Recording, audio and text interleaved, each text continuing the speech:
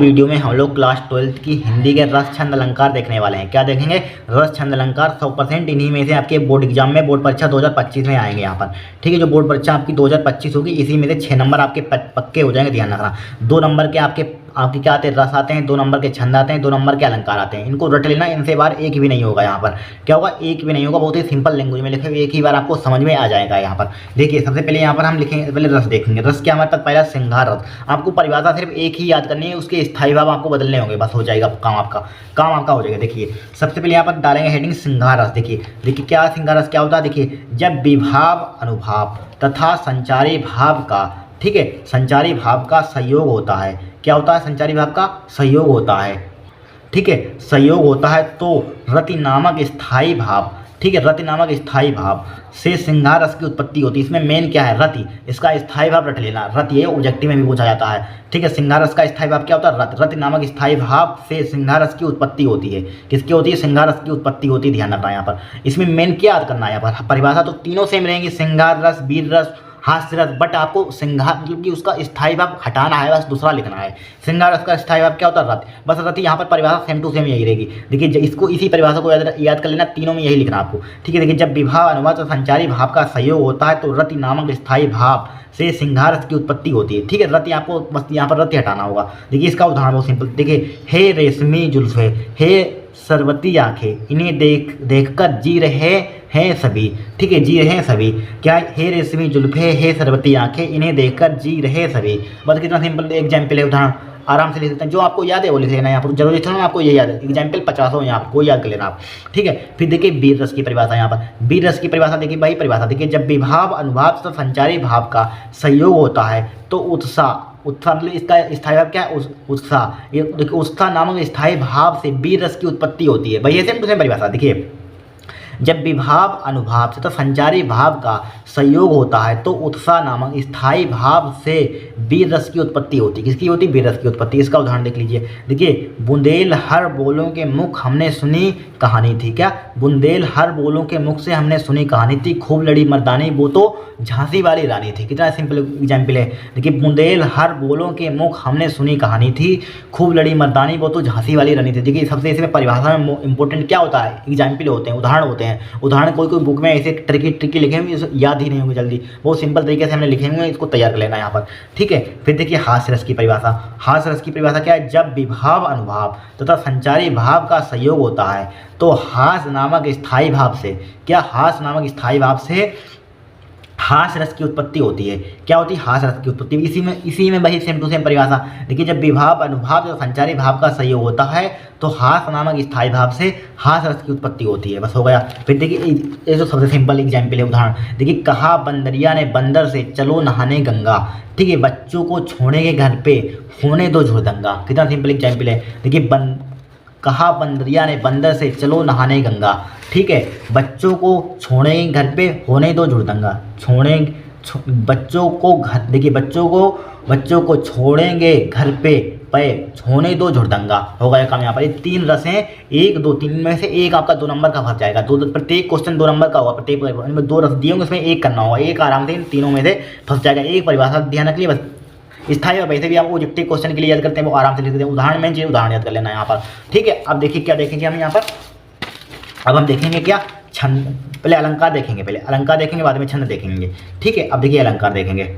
देखिए अलंकार यहाँ पर उपमा अलंकार। फर्स्ट हमारे पास क्या है? उपमा अलंकार। बहुत सिंपल तरीके से इसको भी समझाएंगे। देखिए, जहाँ पर उपमेय की तुलना समानता के आधार पर की जाती है, जहाँ पर उपमेय की तुलना समानता के आधार पर की जाती है, वहाँ पर उपमा अलंकार होता है। वहाँ पर क्या होता है? उपमा अलंकार होता है। ध्यान रखना, उपमा अलंकार क्या होता है? जहाँ पर उपमेय की तुलना समानता के आधार पर की जाती है, वहाँ पर उपमा अलंकार होता है। क्या होता है? उपमा अलंकार होता है। उदाहरण देखिए, हरिपद कोमल कमल से। उदाहरण क्या लिख देंगे? कितना सिंपल एग्जाम्पल है। हरिपद कोमल कमल से। यहाँ पर ये आपका हाई स्कूल में हिंदी में पढ़ा होगा, वही उदाहरण लिया यहाँ पर। एक आपने दोहा पढ़ा होगा, आप बताना कौन से चैप्टर का था यहाँ पर। ठीक है, उपमा अलंकार देखिए, जहाँ पर उपमेय की तुलना समानता के आधार पर की जाती है, वहाँ पर उपमा अलंकार होता है। उदाहरण देखिए, हरिपद कोमल कमल से। फिर देखिए रूपक अलंकार। रूपक अलंकार क्या होता है? जहाँ पर उपमेय को उपमान की, ठीक है, जहाँ पर उपमेय में उपमान का भेद रहित आरोप हो। क्या हो? भेद रहित आरोप हो, वहाँ पर रूपक अलंकार होता है। क्या होता है रूपक अलंकार? जहाँ पर उपमेय में उपमान का भेद रहित आरोप हो, वहाँ पर रूपक अलंकार होता है। क्या होता है? वहाँ पर रूपक अलंकार होता है। उदाहरण देखिए, पायो जी मैंने राम रतन धन पायो, ये लाइनें आपने कहीं ना कहीं सुनी होगी। देखिए पायो जी मैंने राम रतन धन पायो यहाँ पर, ठीक है, हो गया। देखिए यमक अलंकार, यमक अलंकार की परिभाषा डेफिनेशन देखिए, जहाँ पर कोई शब्द एक से अधिक बार आए, जहाँ पर कोई शब्द क्या है एक से अधिक बार आए और उसका अर्थ अलग अलग हो, उसका अर्थ क्या हो अलग अलग हो, वहाँ पर यमक अलंकार होता है। वहाँ पर क्या होता है यमक अलंकार होता है। क्या होता है जहाँ पर कोई शब्द एक से अधिक बार और आए और उसका अर्थ अलग अलग हो, वहाँ पर यमक अलंकार होता है। वहाँ पर क्या होता है यमक अलंकार होता है यहाँ पर, ठीक है। फिर देखिए उदाहरण, कहे कवि बेनी बेनी ब्याल की चुराई लीनी, ठीक, कितना सिंपल, कहे कवि बेनी बेनी ब्याल की चुराई लीनी, ठीक है, बहुत सिंपल एग्जाम्पल है। क्या, कहे कवि बेनी बेनी ब्याल की चुराई लीनी, 3 अलंकार है, 3 में से एक आपका 100% फंसेगा एग्जाम में, ठीक है। 3 है, 1 2 3, आराम से सिंपल भाषा में लिखूँ, बहुत ही सिंपल तरीके से, बहुत ही एग्जाम्पल उदाहरण सिंपल लिखे होंगे, याद कर लीजिए, बहुत इंपॉर्टेंट है यहाँ पर। अब देखिए हम देखेंगे, अब क्या देखेंगे हम यहाँ पर अलंकार देखें, सॉरी हाँ छंद देखेंगे, ये भी होगा ये भी होगा। अब हम छंद देखेंगे यहाँ पर, रोला छंद देखिए, या सममात्रिक छंद है, इसमें 4 चरण होते हैं, इसके प्रत्येक चरण में 24 मात्राएं होती हैं, ध्यान रखना। यह क्या है सममात्रिक छंद है। सममात्रिक देखिए यहाँ पर भी सम संख्या है, यहाँ पर 4 चरण, 4 भी सम संख्या है यहाँ पर, इसलिए सम लिख देते हैं। यह सममात्रिक छंद है, इसमें 4 चरण होते हैं, इसमें इसके प्रत्येक चरण में 24 मात्राएं होती हैं। देखिए उदाहरण देखिए, जीती जाती हुई जिन्होंने भारतबाजी, निज बल से मेट मिद्रवी मुगल कुराजी, जिनके आगे ठहर सके जंगी ना जहाजी, है वही प्रसिद्ध छात्रवृत्ति भोप शिवाजी। कितना सिंपल है, जीती जाती हुई जिन्होंने भारतबाजी, निज बल से मेट मिद्रवी मुगल कुराजी, जिनके आगे ठहर सके जंगी ना जहाजी, है वही प्रसिद्ध छात्रवृत्ति भोप शिवाजी। राइट, देखिए यहाँ पर इसकी पाई काउंट, पाई आपको काउंट नहीं कराता, लेकिन आप करना चाहते हैं कर लेना। यहाँ पर दूसरा कहता नहीं कि काउंट कीजिए, 2 नंबर का तो यही हो गया, एक परिभाषा यहाँ पर इतनी लिख दी, यहाँ पर एग्जाम्पल ही हो गया यहाँ पर, तो कर लीजिए। देखिए यहाँ पर इसके लिए क्या लिखेंगे, 2 पाई लिखेंगे, 2 लिखेंगे, 2 होता है 2 लिखेंगे, इसके लिए भी, इसके लिए 2 लिखेंगे, इसके लिए 2 लिखेंगे। इसके काउंट करने आती होंगी पाई, आपको काउंट करने की जरूरत नहीं, इस टाइप से आप लिख देना यहाँ पर, जिस टाइप से एक को दिखा देना है आपको, क्या करना है आपको, क्या जरूरी काउंट करना है यहाँ पर, ठीक है। यहाँ पर इसके लिए 1 है, यहाँ पर 2 है, यहाँ पर इसके लिए 1, यहाँ पर 2, इसके लिए 2, इसके लिए 2, इसके लिए 1, इसके लिए 1, इसके लिए 2, इसके लिए 2। देखिए यहाँ पर 24 मात्रा देखिए, 2 2 4 5 6 2 8 2 10 2 12 12 13 13 2 15 15 16 16 2 18 18 2 20 20 2 22 24, ये 24 यहाँ पर यही लिखा हुआ है सममात्रिक छंद है। इसमें 4 चरण होते हैं, इसमें क्या होता है 4 चरण, इसके प्रत्येक चरण में क्या होती है 24 मात्राएं होती है। इसमें 4 चरण है, इसमें क्या प्रत्येक चरण में 24 मात्राएं होती है। देखिए 1 2 3 4 चरण है, इसमें प्रत्येक चरण में क्या 24 मात्राएं होती है, बस हो गया काम। अब देखिए हम देखेंगे नेक्स्ट परिभाषा।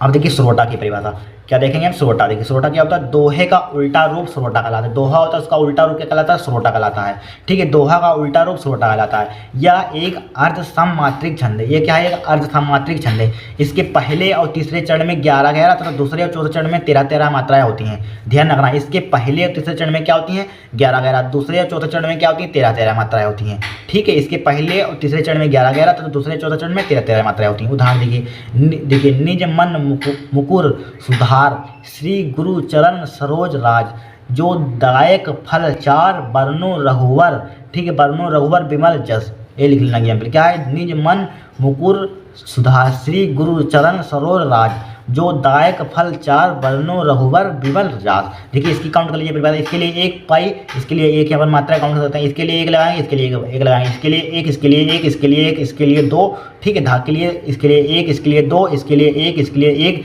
इसके लिए 1, इसके लिए 1, इसके लिए 1 लगाएंगे यहाँ पर साई, यहाँ पर इसके लिए 1, यहाँ पर 2 हो जाएगा, यहाँ पर 2 मात्राएं 1 हो जाएगा, 1 2 1 हो जाएगा, यहाँ पर 1 हो जाएगा यहाँ पर। इसके लिए ध्यान रखना, ये 2 मात्रा इसके लिए होती हैं, इसके लिए इसमें 2 मात्राएं होती हैं, ध्यान रखना। और इसके लिए 2 मात्राएं और कहीं नहीं होती यहाँ पर, ठीक है। फिर देखिए इसके लिए 2 मात्रा लगाएंगे, इसके लिए 2 मात्रा लगाएंगे, इसके लिए 1, इसके लिए 1, इसके लिए 1 2, इसके लिए 1, इसके लिए 1 1, इसके लिए 2 लगाएंगे, इसके लिए 1 चारों के लिए 1 1, इसके लिए चारों के लिए 1 1, इसके लिए 1 1। यहाँ पर देखिए, यहाँ पर लिखा हुआ है क्या लिखा, इनके पहले तीसरे चरण में 11 11 पहले देखिए पहला चरण है और पहला और तीसरा, दूसरा तीसरा ये वाला देखिए 11 1 2 3 4 5 6 7 8 9 10 11। इसमें देखिए तीसरे में देखिए 2 2 1 3 1 4 1 5 6 1 7 7 2 9 1 2 11, इसमें 11 11। और तीसरे फिर देखिए 11 11 मतलब दूसरे और चौथे चरण में 13 13 में। देखिए दूसरा चरण कौन सा, ये वाला है, दूसरा और चौथा वाला ये वाला है। यहाँ पर देखिए 13 13, देखिए 2 1 3 1 4 1 5 6 7 8 2 10 11 12 13 13 हो गई। इसमें देखिए 2 1 2 2 4 5 6 7 8 9